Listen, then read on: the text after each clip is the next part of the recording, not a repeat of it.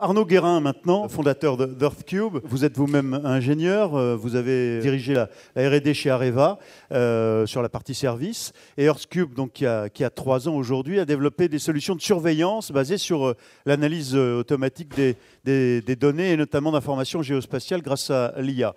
Alors, comment vous impliquez la technologie IA?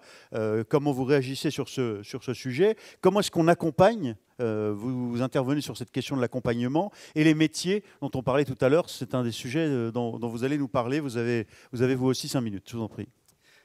Bonjour à tous, je vous remercie. Je suis donc Arnaud Guérin, président et fondateur de la société Earthcube. Earthcube travaille sur une des thématiques prioritaires identifiées dans le rapport de Cédric Villani, qui est celui de la sécurité. Donc nos clients sont soit des acteurs dans le domaine civil, des industriels, dans le domaine de l'énergie, tout ce qui est ressources, matières premières, mais également des acteurs gouvernementaux pour la défense et le monde du renseignement. Nos clients vont avoir tous en commun le besoin de surveiller des sites sensibles, c'est-à-dire avec un fort enjeu de sécurité pour les personnes, pour l'environnement et également un enjeu économique derrière la surveillance. Tous nos clients ont de l'information pour surveiller leurs infrastructures, ce n'est pas en général l'enjeu, ils en ont même trop.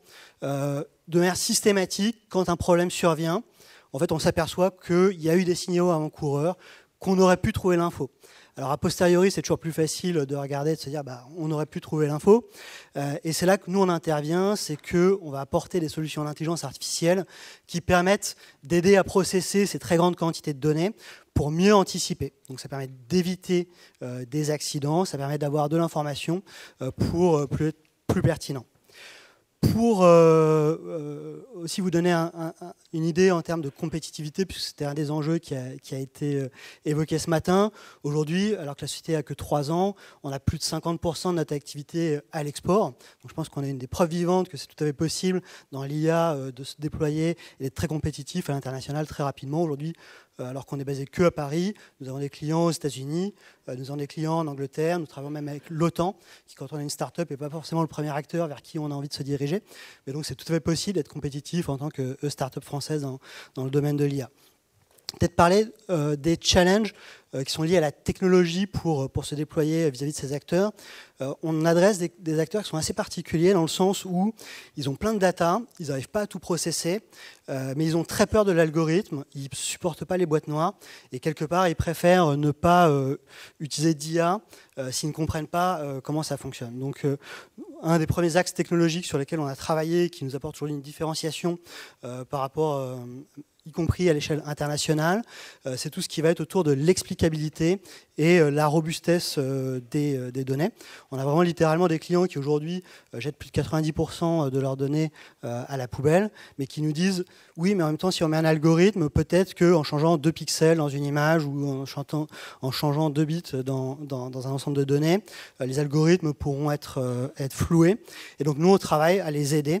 Et en fait, c'est des craintes qui sont légitimes. Souvent, il y a des processus réglementaires dans les industries qu'on traite. Et donc on travaille à les aider sur l'explicabilité et la robustesse. Le deuxième thème technologique sur lequel nous on a mis un gros effort, c'est la frugalité de l'apprentissage. On a parlé beaucoup de données, ce qui nous a permis de nous développer très rapidement dès le début. C'est qu'on était assez malin pour trouver de la donnée, alors que tout le monde, nos clients disaient on a un problème, aidez-nous. Tous les industriels disaient montrez-nous vos données. Alors, on n'a pas attendu que les clients nous donnent leurs données. On a trouvé les moyens d'en générer de manière synthétique. Pour vous donner un ordre de grandeur là-dessus, aujourd'hui, Waymo, filiale de Google sur la voiture autonome, ils ont un retour d'expérience de 10 millions de kilomètres parcourus par leur véhicule et ils ont 10 milliards 10 millions de kilomètres, c'est 250 fois le tour de la Terre. Et ils ont 10 milliards de kilomètres parcourus à travers de la simulation. Donc il y a un très gros enjeu sur l'accès à la donnée. Il faut travailler à la rendre publique, à la diffuser, mais on peut aussi avoir des technologies qui permettent d'aider. Et dernier point sur lequel je voudrais intervenir, c'est effectivement l'accompagnement au changement. Donc nous, on est une boîte de geeks, donc on parle beaucoup de techno. Aujourd'hui, le principal frein qu'on a à l'adoption, c'est la conduite du changement. Sur la conduite du changement, il faut bien évidemment aider les opérateurs. On ne leur pique pas leur travail. Aujourd'hui, c'est d'ailleurs au niveau des opérateurs qu'on a la plus forte adhésion, puisqu'ils voient très bien qu'on leur rend leur travail plus simple et plus agréable, ils peuvent se focaliser sur les tâches à valeur ajoutée. Aujourd'hui, ce qui est assez amusant, et c'est pour ça que c'est intéressant de voir tout ce beau monde aujourd'hui présent dans la salle, c'est que c'est presque plus les élites qu'il est important de former. Je vais finir par une anecdote. J'ai eu une réunion où il y avait vraiment un top manager chez nos clients. Tous les opérationnels étaient convaincus et le manager nous disait, au bout d'une heure où on expliquait, on était pédagogue, il disait, si je comprends bien, votre techno, c'est du digital, c'est des 0 et des 1. Oui. Du coup, ça doit marcher aussi sur la voix. On traitait de l'image ou d'autres capteurs. Et je me suis dit... la route est encore longue et donc au final, dans la conduite du changement, il faut bien évidemment travailler sur accompagner des opérateurs qui peuvent avoir peur de perdre leur job.